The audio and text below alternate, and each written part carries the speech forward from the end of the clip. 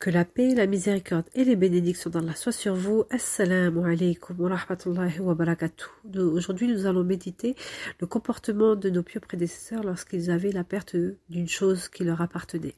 On va voir justement Urwa ibn Zubayr, le fils du grand Zubayr ibn al-Awwan radiallahu anhu, qui était Abu Bashir ibn al-Jannah, un des compagnons qui a eu la garantie d'accéder au paradis. Et justement, donc Urwa va attraper la gangrène et ses compagnons vont lui couper donc une jambe. Sur le chemin, on rapporte qu'il avait également un enfant qui va avoir un accident domestique avec un animal et il avait 4 enfants au total. Lorsqu'il va arriver à la fin de son chemin et retrouver donc ses amis, il va dire: j'avais une jambe sur les 4 membres que Allah subhanahu wa ta'ala m'a accordé et j'en ai perdu une, mais il m'en reste 3. J'avais 4 enfants et j'en ai perdu un que Allah subhanahu wa ta'ala a ramené auprès de lui, mais il m'en reste 3. Et il voit à chaque fois, il va voir comme on dit le verre à moitié plein et non à moitié vide, en disant que alhamdulillah, il continue de voir les bienfaits d'Allah subhanahu wa ta'ala, tout ce que Allah lui donne, en dépit donc des choses qu'il a perdues. Et ça, c'est l'héritage de notre prophète alayhi salatu wassalam. On le voit également avec Nusayba Amra, qui également avait perdu son fils Habib, et par la suite dans la bataille de Yamama et dans la bataille lorsqu'ils vont aller dans le château, elle va perdre également une main. Et de la même manière, elle va s'en remettre à Allah spontané et patienter. Une autre histoire avec Ammar ibn Yasser, le fils du grand shahid, les premiers shahids de l'islam.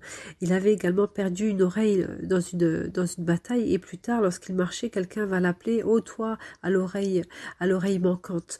Et lui va dire: non, ne parle pas de cette oreille, celle-là est déjà partie auprès d'Allah subhanahu wa ta'ala, en flattant justement le mérite du martyr, le mérite de la chose qui est perdue pour Allah subhanahu wa ta'ala. Et notre prophète alayhi salatu wassalam faisait ça de nombreuses fois. Il montrait justement, il poussait ses compagnons, ses sahaba, à avoir justement le verre à moitié plein. Également lorsque il devait faire une sadaka, et Aïcha radiallahu anha va donc donner une partie donc d'un sacrifice pour cette sadaka-là, et le prophète va revenir et va lui dire: qu'est-ce qu'il reste de ta sadaka? Et elle va dire: rien sauf l'épaule. Et le prophète va lui dire: non, il faut dire il y a tout sauf l'épaule, parce que la chose qui a été donnée est repartie à Allah subhanahu wa ta'ala, et c'est tout, bien évidemment, c'est plus que tout ce qu'il puisse y avoir donc dans cette vie-là.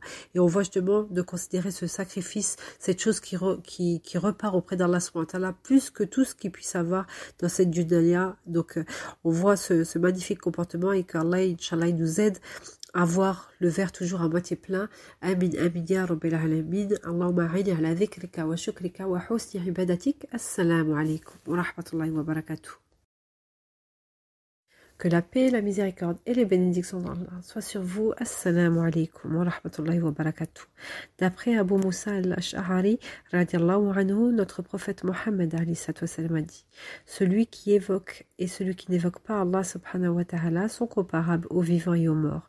Rapporté par Bukhari et Muslim.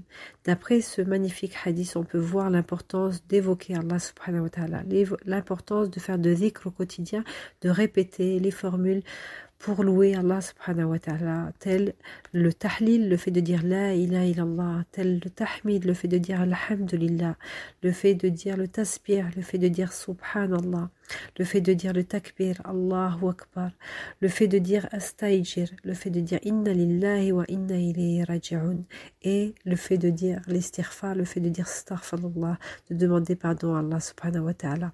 Il est important de se programmer des awrad, de se programmer des programmes où nous allons répéter ces formules-là, où nous allons méditer justement le sens de ces magnifiques paroles qui sont très lourdes auprès d'Allah subhanahu wa ta'ala. Alors essayez de trouver cette habitude, cette constance, et Inch'Allah qu'Allah subhanahu wa ta'ala fasse que nos cœurs revivent et qu'il nous considère comme vivants, et qu'on retourne et qu'on soit vivant auprès de lui. Amin, amin ya rabbil alamin. Allahumma a'ini ala dhikrika wa shukrika wa husni ibadatik. Assalamu alaikum wa rahmatullahi wa barakatuh.